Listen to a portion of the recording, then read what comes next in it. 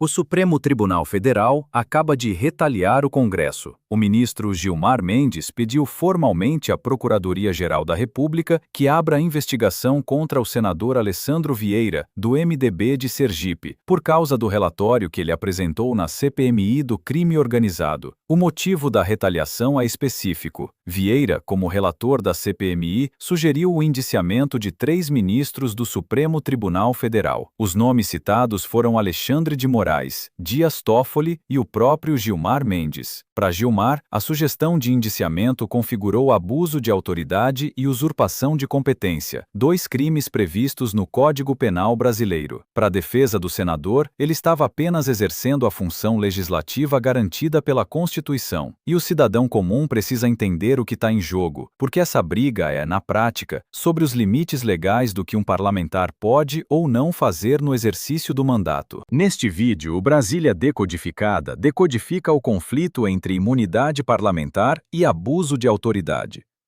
Antes da gente aprofundar, um pedido rápido. Se você ainda não é inscrito no Brasília Decodificada, se inscreve no canal. Aqui a gente traduz as leis, decretos e decisões institucionais que mudam a vida do cidadão. Inscrição é de graça. Vamos aos fatos. A CPMI do crime organizado é uma comissão parlamentar mista de inquérito instaurada no Congresso Nacional para investigar redes do crime organizado e suas conexões com o sistema financeiro brasileiro. O relator é o senador Alessandro Vieira, do MDB de Sergipe, parlamentar com perfil técnico e histórico anterior como delegado da Polícia Federal. No relatório final que Vieira apresentou em abril de 2026, há uma sugestão formal de indiciamento criminal de 3 ministros do Supremo. Os fundamentos do indiciamento, segundo o relatório, envolvem decisões dos ministros que teriam beneficiado, direta ou indiretamente, alvos da investigação da CPMI.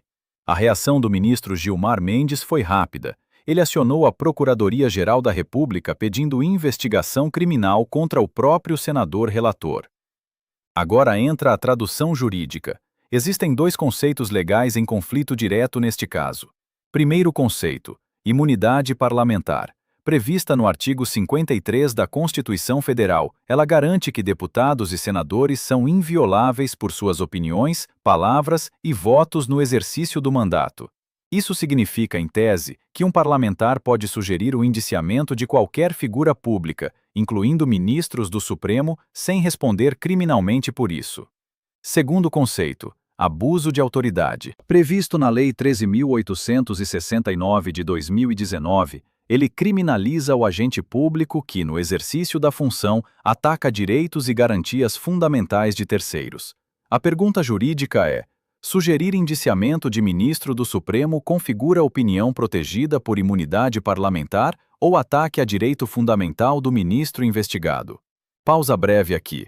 Se você é aposentado ou tem alguém da família que dependa da aposentadoria, eu escrevi um manual pensando exatamente em você.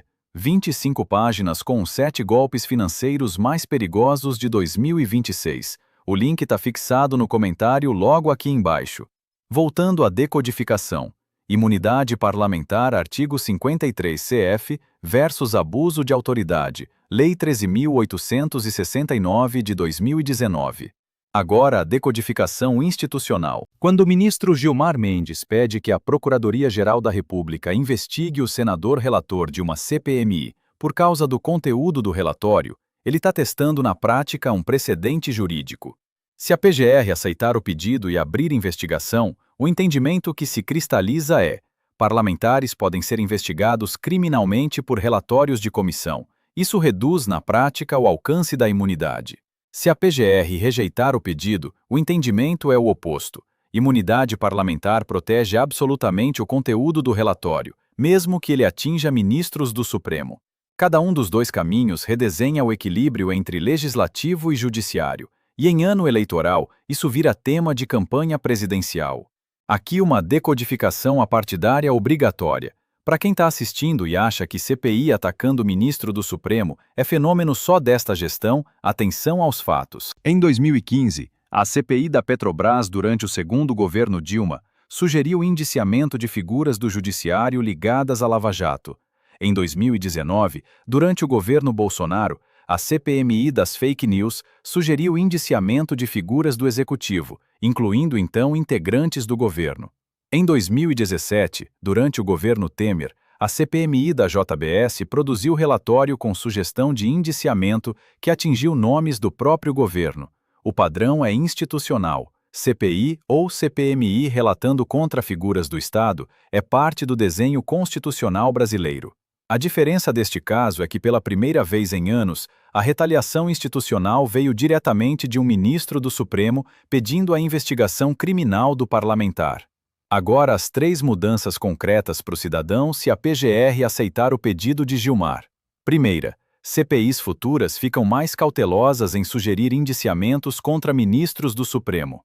Resultado, o Judiciário ganha uma camada extra de blindagem institucional. Segunda, o conceito de imunidade parlamentar é redefinido por meio de jurisprudência sem mudança constitucional formal.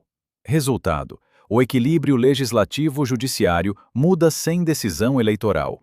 Terceira, parlamentares passam a calcular pessoalmente o risco antes de assinar relatórios contra ministros, o que reduz a capacidade investigativa do Congresso sobre o Supremo. Resultado, a fiscalização horizontal entre poderes fica mais frágil. CPIs cautelosas, imunidade redefinida, fiscalização frágil. Agora a projeção para os próximos 60 dias. 3 fases possíveis. Fase 1. A Procuradoria-Geral da República decide se aceita ou rejeita o pedido de Gilmar. Pode sair entre maio e junho. Fase 2. Eventual recurso da defesa do senador Vieira se a investigação for aberta. Pode demorar entre junho e agosto. Fase 3. Eventual decisão definitiva do Supremo Tribunal Federal sobre o caso, que pode virar leading case sobre limites de imunidade parlamentar. Pode sair entre agosto e setembro, em pleno período pré-eleitoral. A leitura final é esta. O que parece briga pessoal entre um ministro do Supremo e um senador é, na verdade, um teste constitucional de fronteira. O resultado vai definir, pelos próximos anos, até onde uma CPI pode ir quando investiga figuras do judiciário. E em ano eleitoral, esse precedente afeta diretamente o desenho institucional brasileiro. Por isso esse caso é Brasília decodificada. A lei muda, mas o cidadão precisa entender antes que mude. Antes da gente se despedir, se você gostou desta decodificação, se inscreve aqui no Brasília Decodificada. É de graça. E se você é aposentado, não esquece do manual fixado no comentário logo aqui embaixo. Se você quer ver o dossiê completo da articulação internacional dos aliados de Bolsonaro com o presidente Trump para reativar a Lei Magnitsky contra o ministro Alexandre de Moraes, em movimentação que pode redesenhar o jogo geopolítico do Supremo brasileiro, o Linha do Poder desenhou esse mapa em detalhes. O link está na descrição. Até o próximo.